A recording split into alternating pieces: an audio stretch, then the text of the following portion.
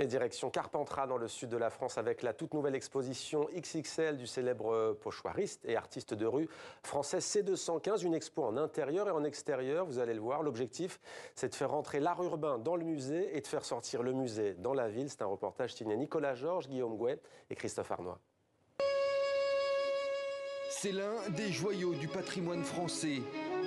L'Inguimbertine, un somptueux bâtiment du XVIIIe siècle qui abrite l'unique bibliothèque-musée de France. Rouvert en avril dernier, après 15 ans de travaux et de restauration, on y découvre des milliers de manuscrits, de peintures, de sculptures. Le pochoiriste et artiste de rue français C215 en a fait sa source d'inspiration et son terrain de jeu pour sa nouvelle exposition. Une évidence pour ce passionné d'histoire et de littérature qui est tombé amoureux du lieu. C'est sûr que de me retrouver à exposer avec de l'art urbain et du pochoir dans un musée dans lequel il est question de manuscrits médiévaux, de paléographie, c'est vraiment une sensation particulière. Après, en tant qu'historien aussi, le fait que mon travail se nourrit essentiellement de sources historiques et aussi de styles anciens, c'est quand même une source d'inspiration importante. Au fil de la visite, on découvre certaines œuvres classiques revisitées par C215. Cette fois en version pochoir, un pont artistique entre le passé et le présent. Et il ne s'agit pas d'une reproduction. Je ne cherche pas à reproduire parfaitement ni même fidèlement ce que j'interprète. Ce qui est important pour moi, c'est d'avoir vraiment une interprétation, une lecture, une vision propre et une restitution propre de la source que je vais interpréter. Dans cette exposition est consacrée une section entière à l'univers de C215 et aux thématiques qui lui sont chères.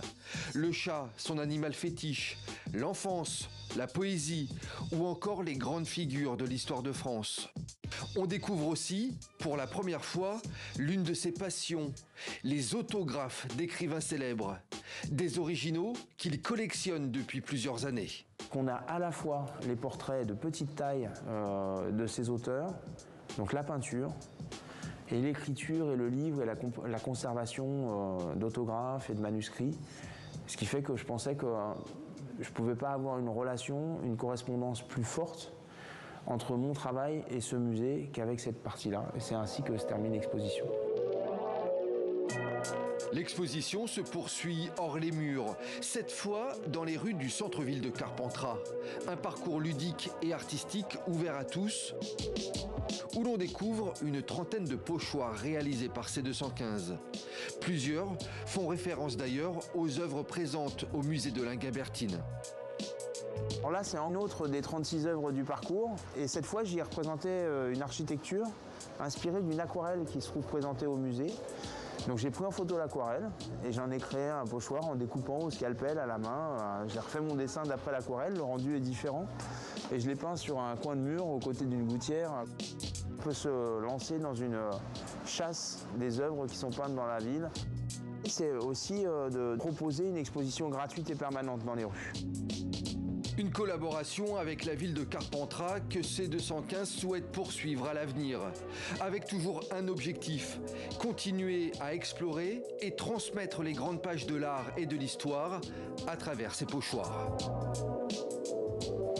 Et cette exposition musée Inguimbertine est à découvrir jusqu'au 30 octobre prochain à Carpentras, donc dans le sud de la France.